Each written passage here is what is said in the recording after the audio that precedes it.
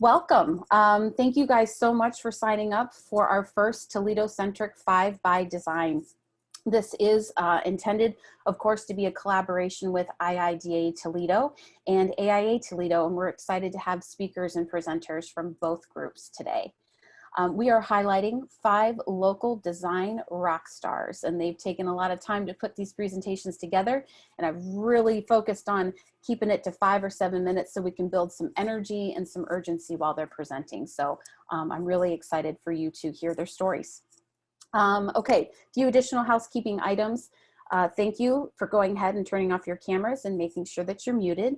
If you do have any questions, comments, concerns, we're only accepting compliments today though, feel free to put them into the chat box. Myself and Emma, the tech guru, will be monitoring those. So if you do want to share any comments, we'd love to capture those. And also wanted to let you know that we will be recording today's presentation.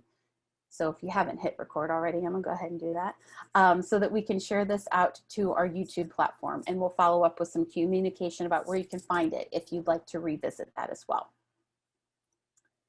Okay, also just wanted to offer a little bit of a reminder of some upcoming events from both IIDA and AIA. For IIDA, we have our elevator pitch virtual event. Be focused on advocating for your profession coming in February. Date is still TBD on that, but please look for some communications on that. We'd love to have you join us. And then in March, we turn our focus a bit more to our student designers. So we'll be hosting a virtual student mock interview event. We are always looking for fresh faces to help with students. So if you're interested, please scribble down the email address on your screen and let us know. We'd love to have some new faces help us with that as well. And Nancy, do you want to offer any housekeeping on the AIA side? Yes, thank you, Katie, and thanks to IIDA Toledo for collaborating with us on this program. Some of you may know that each of our AIA panelists has been awarded an honor award from our local chapter, either Architect of the Year or Emerging Professional of the Year. And nominations for this year's AI Toledo Honor Awards will open next week. Please consider nominating a peer, an architect, or an associate member. Anyone can submit a nomination, and that will be up soon on our website, in our newsletter, and on social media. So that is all I have. I'm looking forward to hearing from each of our panelists today. And fun fact, I've had the joy of attending college with 2 of today's speakers and the privilege of working in an office with 3 of them. So back to you, Katie. Wow, so Nancy, you're like the Kevin Bacon of AIA Toledo is what I'm hearing. You're 6 degrees of separation or less from everybody. That's awesome. Sounds like. Very cool. As always, we want to make sure that we're taking a moment to thank our, IIDA Ohio Kentucky chapter benefactors. These are vendor partners that have committed to year-round support, and we know as things continue to be really challenging from a financial perspective that it's more, challenging and critical to have their support than ever. So again, thank you to all of our benefactors for their continued support. It's what helps make events like this possible. And without further ado, and you can stop hearing just my voice, we will get into the meat of our presentation today. So here is a reminder are your fabulous speakers that will be presenting today. We've called out to, as Nancy said, all of the awards that our AIA folks have won, as well as their titles and places of employment, but I will be offering a more thorough bio on each of those people as we kind of dive into their presentation. And we're using the very scientific method of alphabetical by last name. So Matthew Clarkson is up first. Okay. Matthew Clarkson, as a senior associate at the Collaborative, he's been recognized for his diverse range of skills and passionate pursuit of thoughtful and well-crafted design solutions. He has been a key contributor to some of the firm's most unique and captivating projects, both inside and out. An integral part of the Solution Studios conceptual team, Matthew guides the team through the initial design strategy and works closely with our clients to refine the design solution in ways that uniquely solve their challenges. Matthew has contributed significantly on a range of private and public projects that have been recognized at the state and regional level by the American Institute of Architects and publications such as Architizer and ArchDaily. These awards include AIA Ohio distinctions for Wright State University, St. John Bosco Chapel, Bowling Green State University, Art Gallery, and the collaborative Gardner Building lobby renovation, as well as the AIA Toledo Honor Awards for Lazy Boy Corporation New World Headquarters, Rockford University, Berkeley Student Center, and the collaborative New Headquarters. His creative approach reflects a process as diverse as his design strategies. Matthew values experimentation with materiality and technology, but his passion for the craft of constructing remains evident in each of the design solutions for which he contributes. Matthew holds a Master of Architecture from Clemson University and a Bachelor of Architecture from Bowling Green State University. He is a registered architect and joined the collaborative in 2004. So Matthew, take it away.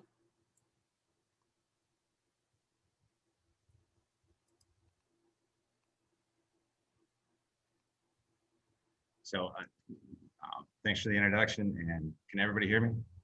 Yes, sir. Thank you.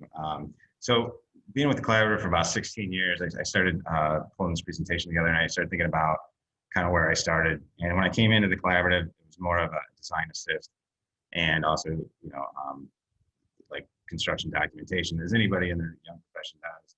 And throughout the years, you know, I was able to kind of transition and move up from there. But looking back at opportunities that I got early on, a lot of the opportunities that were given to me were mostly on the interior front. And it was because we were really busy as a firm at the time before the economic turndown. And, you know, without enough designers there, a lot of design opportunities came about. And one of the first design opportunities that I worked on was with Mike Muse. I'm waiting for it to transition here. Go, was BGSU Art Gallery. And I know when Mike brought me in and he showed me the space, I was like, what did you get me into? It was kind of rough. It was dated. And, you know, it's all things that in a college atmosphere gets beat up pretty bad. What we wanted to do was create more display space for them and try to create a way to pull people into the gallery. And what we came up with was something where we could take the rusted wall that you see in the very background and use that as an object in the space that started to pull people in. It really became about the display, and it also came about this steel wall as the object in the space, but also the objects that are on the display cases as well. This really kind of started for me showing, like, when I design things or when I start to come up with things, that I'm always kind of putting an object in space. And one of the other projects that ensued after this, a couple years later, was the TCI, our own lobby space. And the image on the right is from the 80s, the image on the left is from the 90s. And when you'd walk into our space, you had this really large stair that was there. And behind this, and you can kind of start to see the windows and the doors, was our large conference room. And it held about 12 people, but during our whole office meetings, we showed about 30 to 40 people in there, and it became very cramped. And we looked for a way that we could expand and still have the space become usable. And so it opened up itself with kind of these flaps that began to move. It allowed light to come in and also movement to be seen on both sides. What's great about these projects is they started, like I said, started to set up this idea that there's this notion of an object. For Lazy Boy, wait for it to go.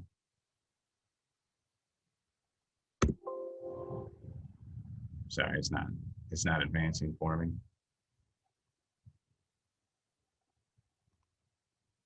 There we go. So for Lazy Boy, yeah, this is a 200,000 square foot facility. We wanted to create not necessarily an object, but something that everything was centered around. So instead of having an object in a space, we made the space the object. And because it created this chasm between these two sides with this connecting bridge that you see on the left, it allowed all these different programs and all these different spaces to feed into one another. And by doing so, this space that became kind of the object of the overall building allowed visual connections to so many different people that was completely contrasting with their original facility. A big part here was also connecting to the outdoors, as well as, like I said, connecting to the other spaces. And when we looked at something so large and a couple years later getting to work on something so small, like the next project, which is going to be O&U, it really became not necessarily about the object itself, but a series of objects. And they wanted to create this bar-like atmosphere inside their existing student union, which they didn't have. The bottom left-hand photo shows that it was an existing dining facility for faculty, and it was hardly ever used. It was like used 2 hours a day. So they wanted to make a space that was energetic and that pulled the students in. And this really became how we used our model. All the things that you see on the walls, we presented it to them with jerseys and the light up marquee signs and all these things. And when they started going out, they didn't understand that, hey, is all this stuff in the contract? We're like, no, this is all stuff that's provided by odor. Well, then we had to go back out and try to find things through the pottery barn and everything. So the space really kind of came about and became more energetic because of the entourage and all the little objects that are in it. When we transitioned back, I was actually able to become kind of a project lead on the Heart, which is an advertising agency. And going back to that whole idea of the object in the space, you know, you walked in here currently, and there wasn't a whole lot. I mean, what you see here is pretty much what the whole space was. There's no change in flooring. There was no change in elevation with the ceilings. It was pretty flat and mundane. And what we ended up creating was a conference room that you look through and a staircase that connected the 2 floors. By doing so, we were able to let the conference room really play by itself by taking a lot of the program and the program that was more open spaces and letting that kind of feed around. The other great part with this building is the conference room is pretty much like the building itself. This building is the Highland building, so those of you that know downtown, there's really nothing around it. And what was great with the way we planned it out is everything has glass. So all the exterior walls are obviously glass, but everything that's on the inside is glass as well. So there's never a view that's blocked from seeing the outside. And because the building kind of sits in an island by itself, you could really take in the natural urban scape that surrounds it.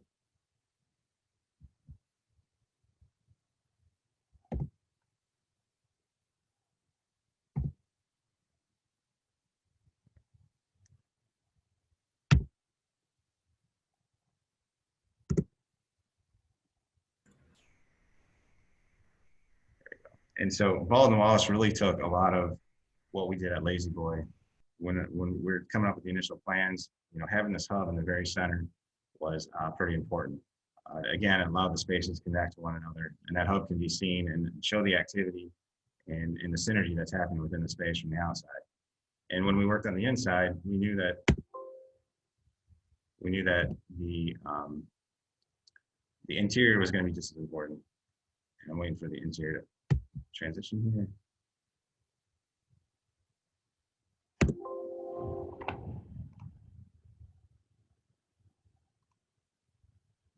There you go. So the interior is important. We really thought the stadium stair was going to be what the focus was. But when you come in through the doors, which is on your right, you're immediately looking at the elevator shaft.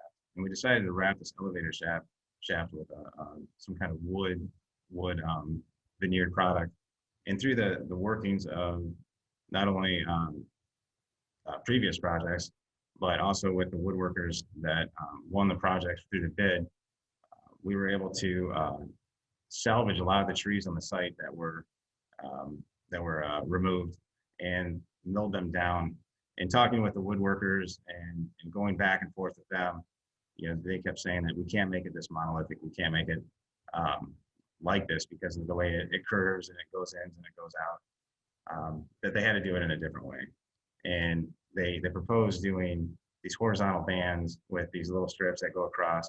And what I didn't, you know, at first I wasn't really into the idea of it, but what it ended up doing was allowed us to also gradate the woods. So there were several different types of species on the site. And then by doing that and putting those in here, we were able to kind of gradate the wood as it rises. And it really became more of the focal point within this whole thing. So it goes back to the whole idea of creating the object, but really playing with different materials that we haven't done previously in a way such as this. I've been pretty heavy-handed in a lot of the designs that I've done, and it seems like in the last couple of years, I've become more of a facilitator than a doer. And one of the projects I've gotten to work on recently, as in that facilitator role, was Gannon University IHAC. And what this is more of a cyber program that teaches, you know, how to hack, how to find threats with the internet and things like that. And when we talked with them, they wanted some kind of the CSI feel to it. And Brianna Callahan is the interior designer on this. And she sits right next to me, which I'm sure she loves.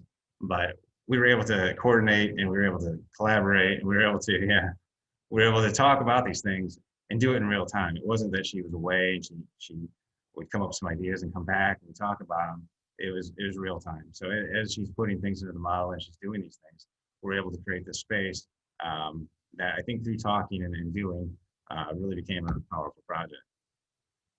Again, they wanted the whole idea of the CSI studio. And as we moved through it, what I began to notice as I look back at this project as well is that we have the object in the space of the stair. And I thought this is great because maybe it came out, maybe it didn't, but it was still creating this one object that was a focal point in the space. And you know, to sum up everything, you know, I've been here for 16 years again, and it's been fun. And I'm proud of a lot of the projects I do. But my kids, during COVID, I got to retrench with them. I never really got to show them what I do on a day-to-day basis. And by them being stuck at home and me being one of the few people that gets talked to on a daily basis, which I'm sure they enjoyed, they were able to like kind of check in with me throughout the day. And they could see those things and the designs and stuff starting to come through. And it was a great opportunity for me to share with them what I do. It was to the point too where they had talked about with one of their friends that, hey, you know, my dad's an architect and that's kind of like art because their friend's parent was an art teacher. And they're like, that's not art. There's no way you're even close. He's an architect. He does buildings. And I kind of blew it off at first, but then I started thinking about it. And we are artists, we're designers. We have that ability to change attitude as somebody walks in the door and evoke emotion. And I think that's what any artist does. The only difference is our meeting space. So with that, hopefully I didn't go over the 5-minute mark, but thank you. No, Matt, that was great. Thank you so much. I scribbled down the phrase you used, more of a facilitator than a doer. And I must say that maybe you said it even in passing, but it kind of resonated for me, especially as people progress in their careers. It's always interesting to see how you kind of transition from that more doer role to more of a facilitator. And your kids are beautiful. That's always awesome too, to be able to see what your dad does, I think, and put some real meaning behind that. So thank you so much, Matt, for sharing your story. I think that was awesome. Next up on our parade of rock stars is none other than Erin Curley. A dynamic force in her career and community, Erin continuously contributes beyond self to improve the community, human condition, and advocacy of the architecture profession and fight for a greater good. Founding Engage Studio Architects, following 20 years of versatile experience, she engages clients in the design process, providing education and awareness of the built environment and enhancing the community together. Throughout her career, she has provided over 4,500 hours of volunteer service. Way to put my volunteer hours to shame, Erin, thank you. Leading to the completion of several community projects.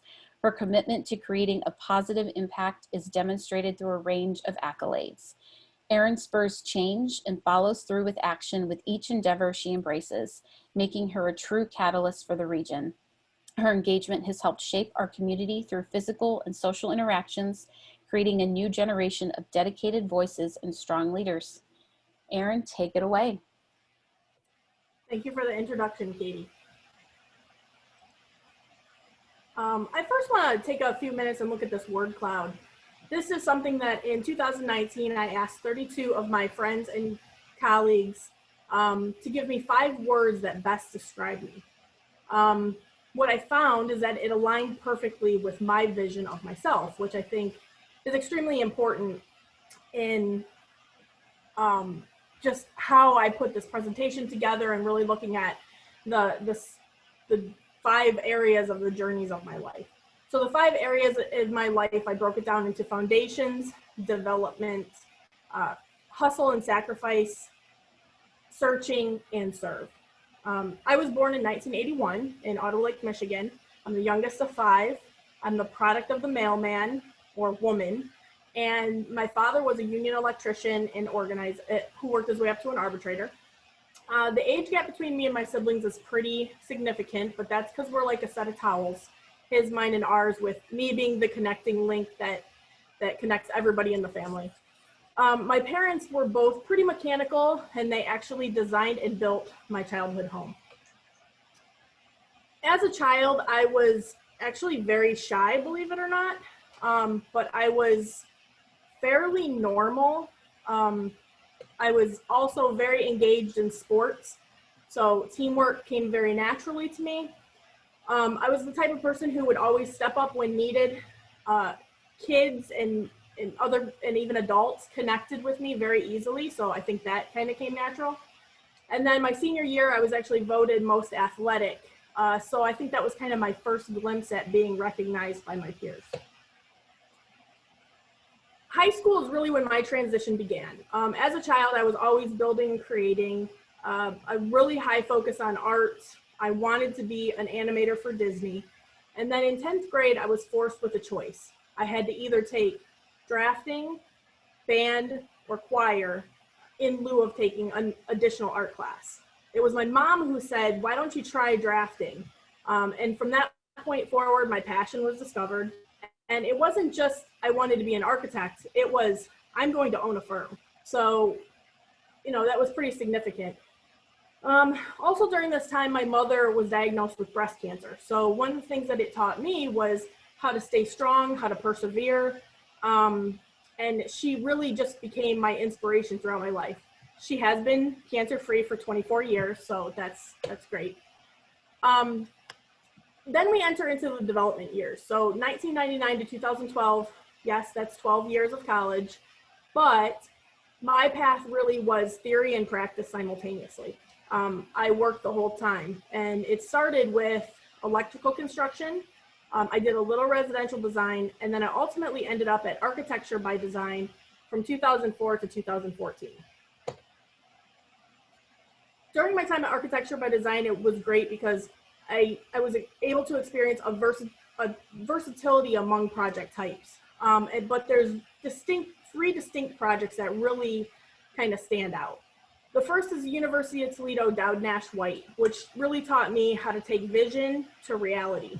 From there was the Sylvania Area Family Services, which was a project that the shell of the building was constructed under contract, and due to the recession, funding was limited. So I spearheaded pro bono service and volunteerism of union trades and funding to basically get 300,000 plus donations over a 3-year period. I did receive a State of Ohio proclamation for this project, and if you look at that corner picture, the Wall of Fame, that's all the people who volunteered their time and or materials to put this project together. So pretty significant, great learning experience. The most significant project in my entire career would be the Interrupt Marketing Project. This was a really great collaboration between Dwight Gilliland and myself. It was a corporate office for a construction materials marketing company. And we did receive a design award for this project in 2014 from AIA Toledo. Lastly, during this time is really when my involvement and connections started to come into play. I began getting involved in organizations, more pro bono work, volunteerism, stronger ties to community. There's even a story about an international student in there. But it really kind of started to create that backbone of who I am. In 2014, I had to make a choice though. I felt like I needed to focus a little bit more on professional development and accepted a position at RCM Architects in Findlay, which was about an hour commute each way every day. During this time, I also taught at BG for a minute, earned my architecture license, my LEED Green Associate certification. got highly involved in the AIA Toledo board, also some involvement at AIA Ohio level. And I think just these experiences really helped me to enhance my confidence, leadership. I started seeing some recognition, but ultimately all of that comes with some sacrifice. So I started seeing, you know, my personal self, relationships, time, a little burnout, and definitely some community disconnect occurring. Some of the recognition during this time was a national ARE scholarship. I did receive the Emerging Professional of the Year award from AIA Toledo, and it was really cool because my high school drafting coach, or my high school drafting teacher, showed up to surprise me. AIA Ohio also gave me a presidential citation. So then in 2017, it began my searching phase. I wanted to get back to Toledo, back to my community. I started looking at being a master plans examiner, but then an opportunity at SSOE group kind of appeared. I had some reservations, but ultimately I wanted to be closer to home, and it was a new opportunity to explore. I received another credential. I definitely reconnected with my community, but discovered that with being closer to home and having extra time, I really started to lose myself along the way. So, you know, having to face some of that sacrifice that I had made before. So the epiphany came. In 2019, I kicked myself in the ass and I said, what are you waiting for? It's time to just live your dream. And in October of 2019, I founded Engaged Studio Architects, which I focused the firm on highly on community impact.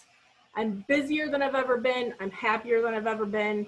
I'm really appreciating the self-discovery and really digging in deep and being able to serve, not just provide a service, but really serve the community. I received the Toledo 20 Under 40 Award in 2019. 2020 brought an Emerging Professional Award from the state of Ohio. There was a few other nominations along the way. Most significant project was the Miracle League of Northwest Ohio, which is a collaboration between SSOE Group and myself. I actually started it at SSOE and I was allowed to take it with me. It provides a accessible facility for those with special needs. Again, I think this is another one of those where it's great to see the number of people in the community who are coming together to put this project together. So there's 8 union trades who have been out on site for about a year now working on building this for free. A few other projects I did last year. And ultimately, why do I do what I do? It's the people. You know, make sure that I'm inspiring that little girl that's sitting at the desk and being true to her every day. Looking towards the future. How do I make the future better? Having great experiences and serving. So thank you all for your time.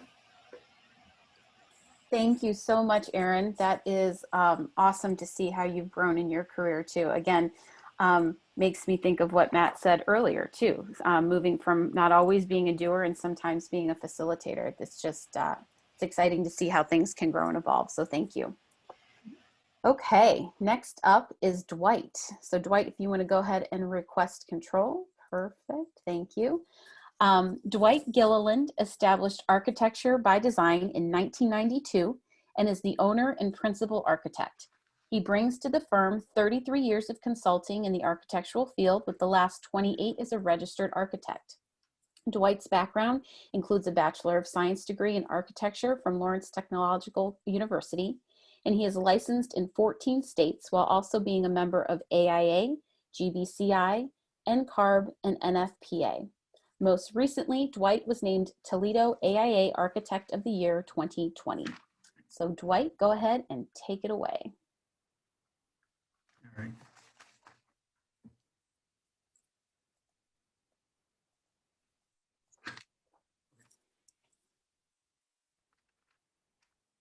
All right, this is a different presentation, so all the architects don't leave from last time, the last one I did. I'm going to run through projects.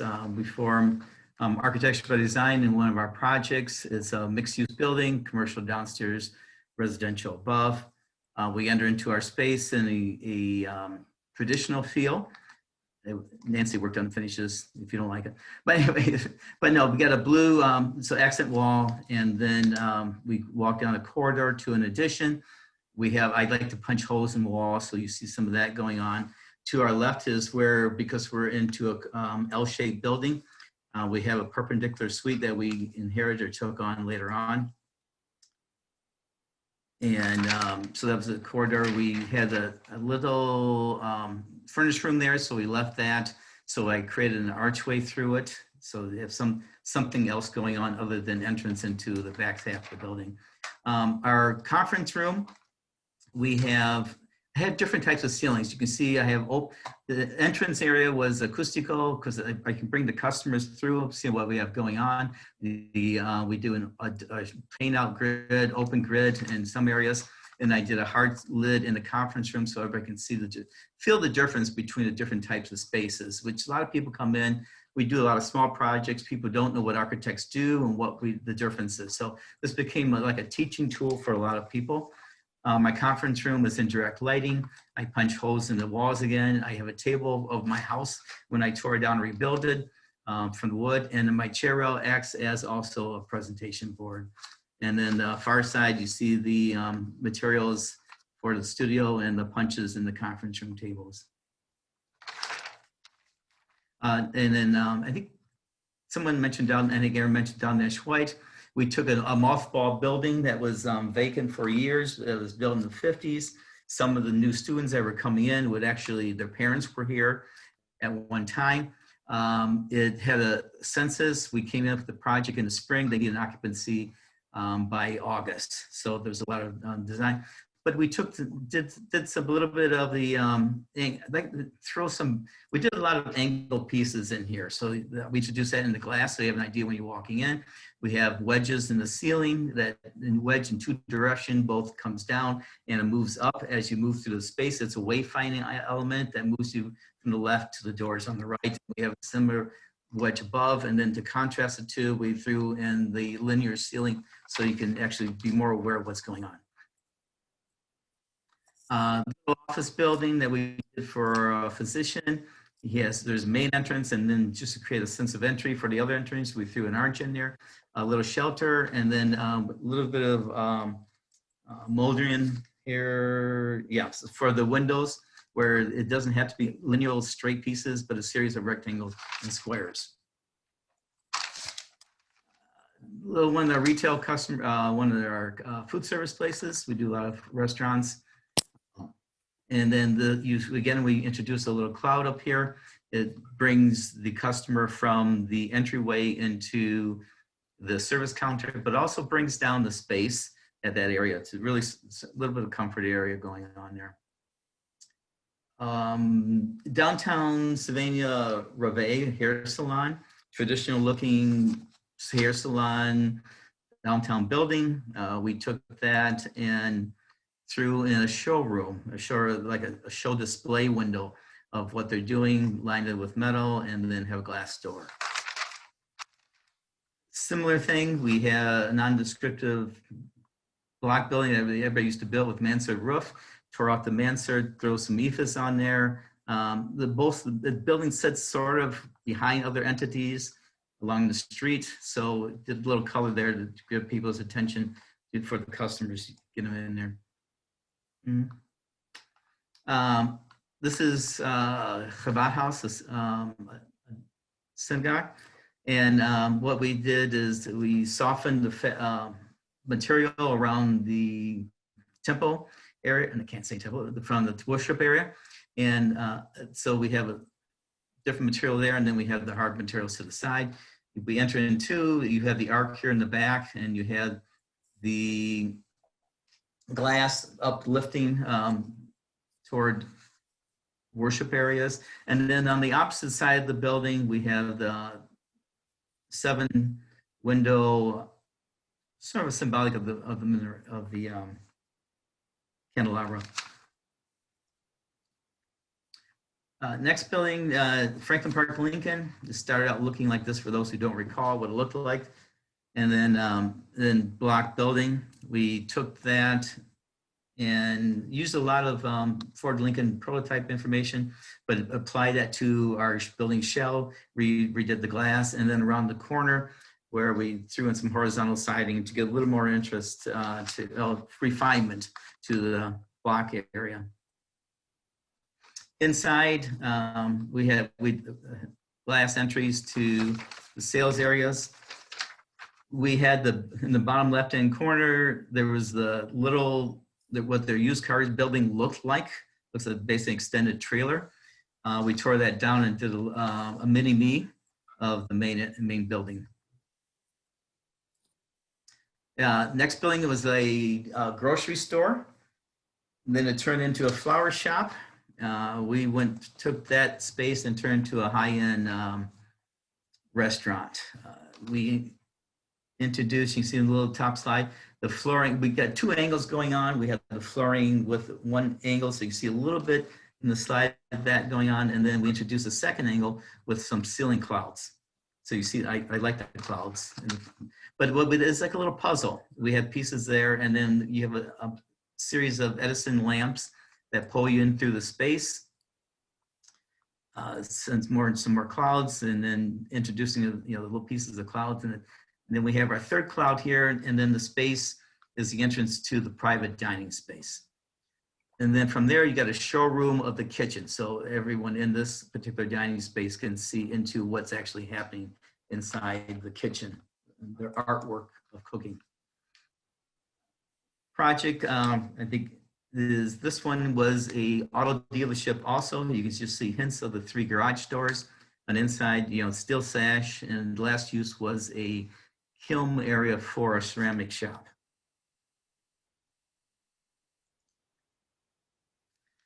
We took the doors out, or what was left of the one door and the blocked in the areas, threw some horizontal to get a feel of a door for the glass. The interior, we threw in, again, clouds. It's a little twice I like to do. Metal, threw a red tower in there to get a sense of wayfinding for the entry. We threw one in the diagonal in the other opposite corner. Overall, here on the right, we have the typical, it's a higher space. Replaced the single stash with insulated glass. We have the owner did what every owner likes to do. They wanted to shove all their offices to the glass. We talked them out of that. But to do that, we end up creating a streetscape of rooms, all with glass fronts at this lower level, but they undulate some of the little spaces and big spaces. So that in addition to the spaces going in and out, they actually go up and down. So on the right side here, coming down this corner, you see some of the glass of the overhead image of the recording the overhead door. We have the offices, and just to give them a sense of space, we put just loose boards across the top. So define their space, their lid. We have another office here. We have on the bottom left-hand corner, I got punch openings going to the front bar lights, and also above, it's up high because I have other office there that you see in the far picture behind them. And there's a mezzanine that we took the first image from, and that projects into this office, which was okay. But then again, we have the punch openings looking out and beyond. And my manager's office here has a cloud. Uh-oh, I'm moving too much. There. The cloud disappeared, belongs to my picture. But that pretty much gets us into what we have for the end of this quick presentation. I know I probably get close to less than 7 minutes. Thank you. Dwight, that was a new land speed record, sir. Thank you for your energy and your urgency. I love it. And I just add, I personally love seeing those, seemingly nondescript buildings being transformed into something that has a bit more character. Those are probably always my favorite types of projects to see. So thank you so much for sharing all of that with us. I appreciate it. You're welcome. Thank you. Okay, next up is none other than Jennifer Roscoe. Jennifer Roscoe has worked in the interior design field for over 20 years for clients in various industries, including healthcare, commercial, education, workforce development, and manufacturing sectors. Working with clients such as the Hershey Company, Promedica, and General Motors, among others, she believes that great spaces come as a result of designing with the user perspective in mind. Known for her fresh perspective and collaborative design approach, and I would like to personally add her sunny disposition. Jennifer engages her clients and team members in a process that merges programmatic needs, user experience, and function in a way that exposes the best in the project.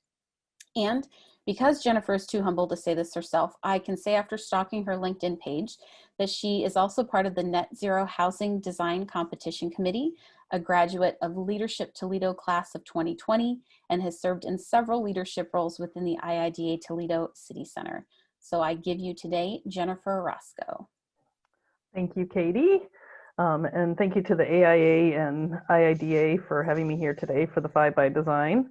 I'm gonna just take a minute to advance the slides. Hopefully. It's not working.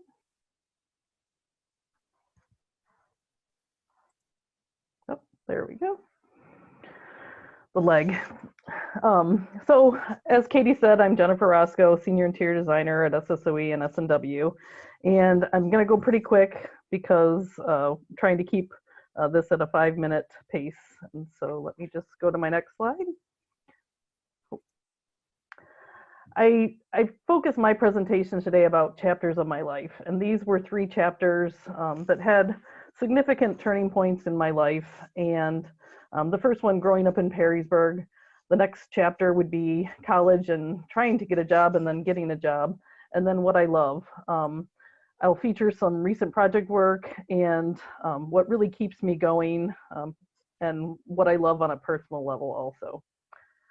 So I grew up in Perrysburg and I had a fairly normal childhood with the exception of my parents owned their own restaurant and business for the majority of my childhood. And what that really built in me was a strong entrepreneurial leadership role. And although I don't own my own business like Erin does, I developed this work ethic just from seeing their passion with their own business. So this has continued on through my life. And also at a young age, if you ask my mother, I was always busy either cooking or drawing or creating things, and really had this inquisitiveness about how things worked. And so these darn slides. And this how things worked continued from a childhood age point all the way through my adult life.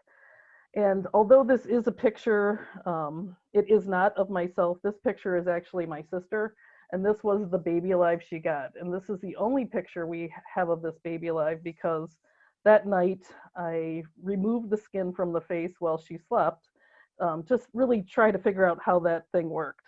And so this curiosity led me to college, certainly, and then charity, and then continued as I went to get a job. So always thinking more creatively about things. My college experience, I went to OSU, I got a degree in industrial design with a focus in interior space design, which this led me to an internship at the Limited.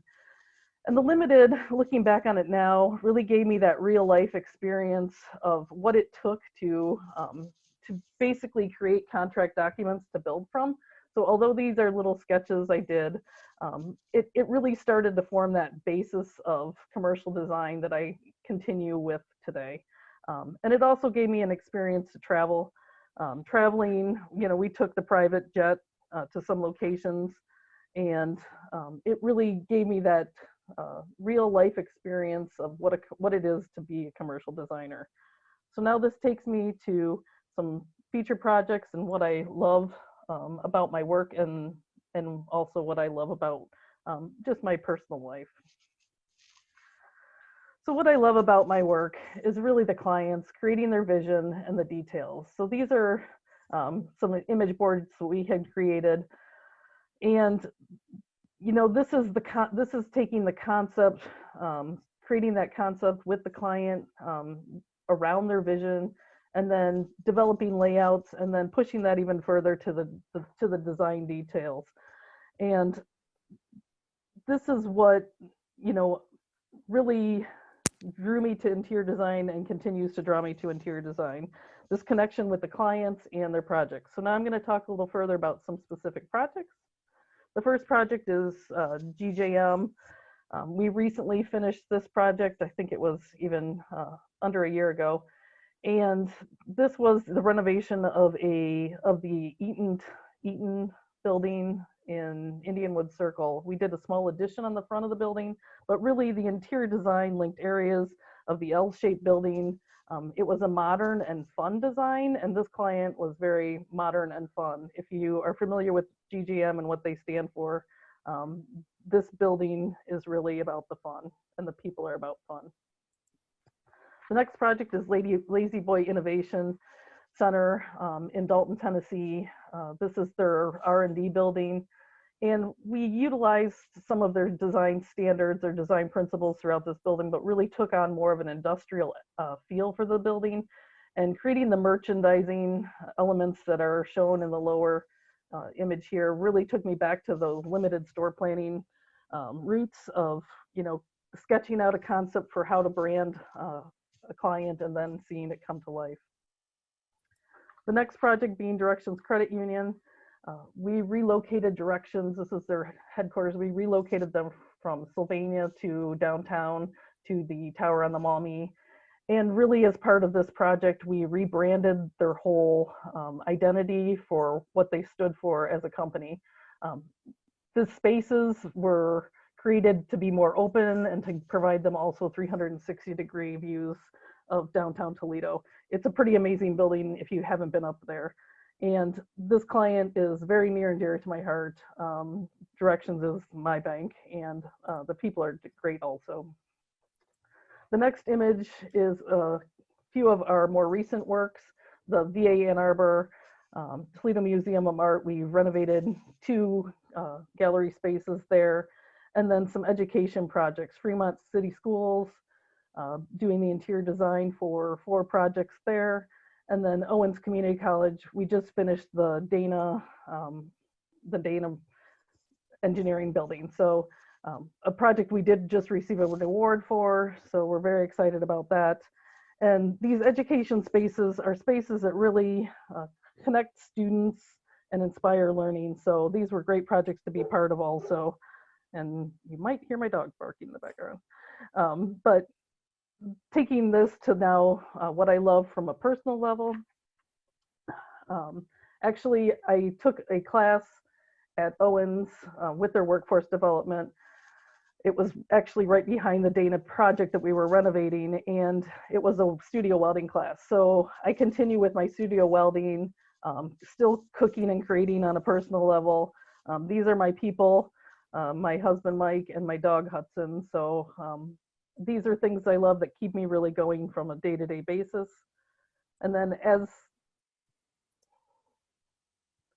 Katie mentioned, giving back to the community is also a very big focus in my life. With completing Leadership Toledo, it really showed me the great need our community has for people, professionals, to donate their time, to join a board, to be on a committee, and to use your talents to do good. And so I really enjoyed doing the Playhouse project for Habitat, and now I'm on the Net Zero Design Competition Committee, which is very exciting for me. So I just want to say thank you. And I wanted to say thank you to the team.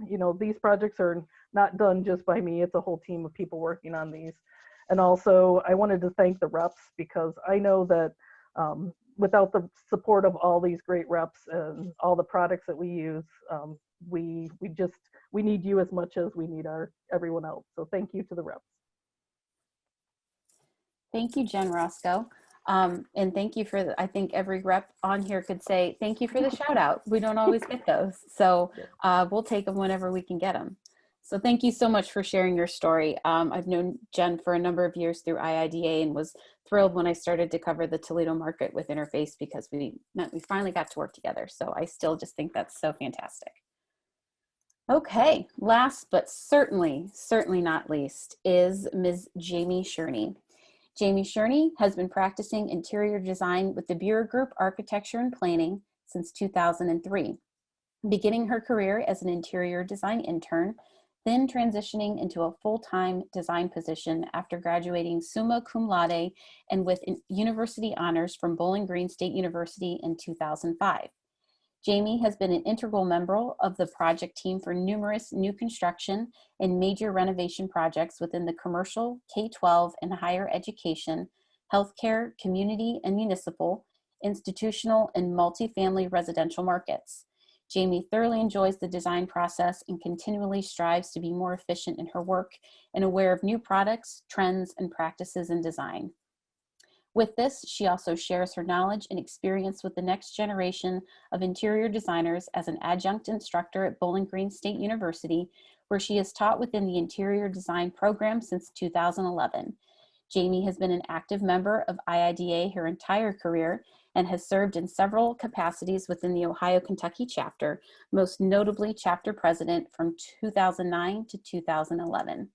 And that is also how I met Jamie, and we've known each other for probably 12 years, and we're fast friends from the beginning. So I am pleased to give you Miss Jamie Sherney. There, everybody can hear me, see me? Yes, ma'am. Great. Okay, well, as Katie said, my name is Jamie Sherney. I'm a 2005 graduate of Bowling Green State University, a professional member of IIDA, wife to Anthony Tscherne, mother to Ryan Tscherne, and the interior designer at Buer Group Architecture and Engineering, Inc. in Maumee. Also, typically, when there's not a pandemic, I moonlight as adjunct faculty in the interior design program at Bowling Green State University. So anyway, when asked by IIDA Toledo to talk about my journey in design, I kept asking myself, what would my colleagues in the industry want to hear about? I'm blessed to work and network with other design professionals who, like myself, are deeply passionate about design and the clients that we serve. So today I thought I'd touch on my professional development with a company that truly cares and fosters professional and personal growth within its team members. And with that, really the value of mentorship as both the mentor and mentee. And I've also included some photos, my own little snapshots and iPhone photos of my projects along the way to share with you all. So there, good, it worked. So anyway, in 2003, I won the internship jackpot as a sophomore design student when I was offered a position at what was just an architecture firm in the historic district of my hometown of Maumee, Ohio.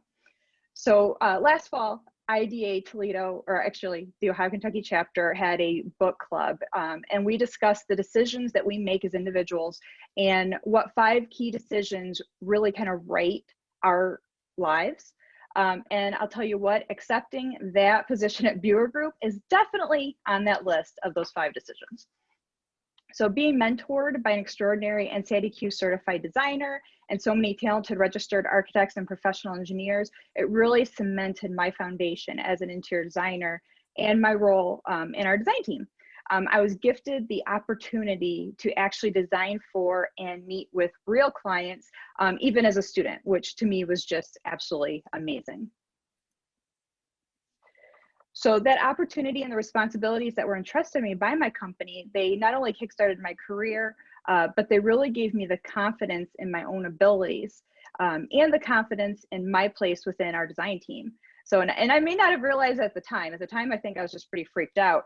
But looking back, it definitely was very cool and very instrumental.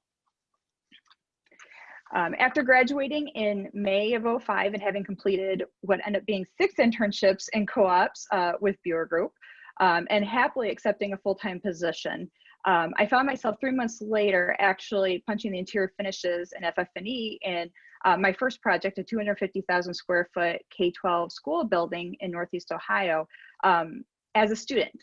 And so having served as an interior designer as a student, having those professionals around me was just, it was awesome. It was really cool. And again, looking back, the mentoring that I received from those colleagues around me, my coworkers, the encouragement from those professionals, it really made all the difference in the world. So since then, I've also served as interior designer on over a dozen major school projects throughout Ohio. I've truly enjoyed designing these spaces where kids can learn, make memories, develop into contributing members of society, and just simply have fun. And so here's some of those projects, my own snapshots, which I find that apparently I like taking pictures of floors. So there's that, but they're pretty floors. So there's that. And though serving the educational market is how my employer really kind of began in the industry, it's probably what we're most known for. We actually have a vast portfolio and clientele, which is pretty cool. We love our school projects, but we also continually encourage and support each other in our marketing and design efforts. And with this, have been able to work with some other amazing clients, you know, designing some really cool buildings. There we go. And attractions. You know, this is the Promedica Museum of Natural History at the Toledo Zoo. So that was a great project that we were able to work on. And doing this while also continually pushing each other forward in our own practices and development. So continuing, you know, to be that team and to encourage each other.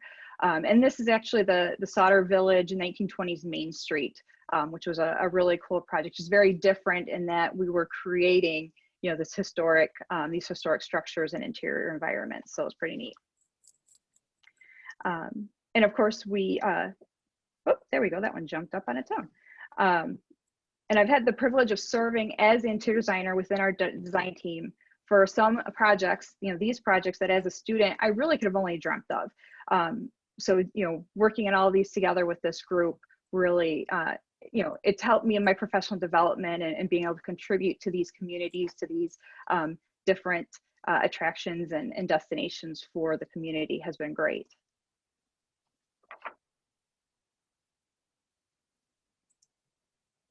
There we go. Working together to research design solutions for new markets and new challenges within familiar markets, preparing RFQs and presentations for potential projects and clients, working in a team-oriented atmosphere. All of these have been very instrumental in my own career development, but it's also been instrumental in my interest and effectiveness as a mentor to design students and young professionals. So, you know, being able to work with all these people every day and develop these designs and work with these clients and community really has been, you know, it's been great.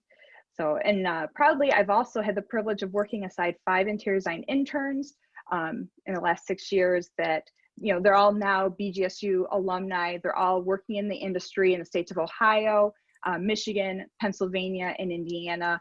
And the fact that we were able to give them that opportunity to gain that experience and be mentored, work on these projects with us, and now they're in their own careers, you know, really has been, you know, it's been great.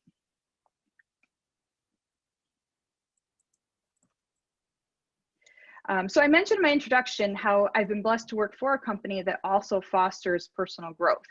And I think for us as professionals in, you know, in architecture and design, oftentimes our personal and professional growth and goals kind of intersect with each other and they connect. So other avenues that have really contributed to my personal and professional development as a design professional and mentor and has been encouraged by my colleagues around me in the company that I work for have included my involvement with IIDA. So having served in numerous leadership roles and volunteer positions within the Toledo City Center, you know, serving as director and other capacities, and the Ohio Kentucky chapter president, they've just been invaluable to me, both professionally and personally, through all the opportunities, but also just through the friendships and you know, fun events like the boat cruise. And then additionally, teaching and mentoring future designers as adjunct faculty at BG over the last 10 years, it really has been kind of selfishly rewarding. So my role as an educator, but even more fun, my role as their cheerleader, it has continually helped me broaden my perspective on design, on the design industry, and, you know, more importantly, the world around us. So though my personal motivation and ambitions, you know, have given me the courage to pursue much of this, the support and enthusiasm of the team around me, you know, both at work, at home, my colleagues in the office, other design professionals just within our industry, within our market, all of our reps, everyone, you know, have really been and continue to be vital to my flourishing and all these different roles that I've kind of taken on and that I'm able to serve with throughout my life. So in closing, I just like to thank IIDA Toledo, IIDA, or sorry, AIA Toledo, for inviting me to share my story with all of you, providing all of us really with all these endless opportunities to learn, grow, network with each other, and supporting not only our industry, but each of us, you know, as we navigate our own journeys. So thank you guys. Thanks for your time. Thank you, Jamie, so much. And thank you to everybody that presented. It doesn't matter how long I've known you. I feel like I will learn something, at least one thing new about somebody every time I sit through a presentation of this kind, which is just fantastic. So thank you so again, very much for all of your time and energy, to all of our participants to put these presentations together. Again, if you did have any questions you wanted to pose to them, we're right up on the 1 o'clock hour, so we won't take any of those live, but please feel free to pop them into the chat box and we'll follow up with you as we can. But again, thank you so much to AIA Toledo for the energy and enthusiasm for this collaboration. And we think you're gonna see some more of it from us together as one big happy family this coming year. So thank you guys very much for joining us, and be well, stay healthy, stay safe, and stay warm. Thank you. And on behalf of IIDA Toledo and AIA Toledo, Katie, thank you so much for helping organize this event. It was absolutely fabulous. You're very welcome. My pleasure. Thank you, guys.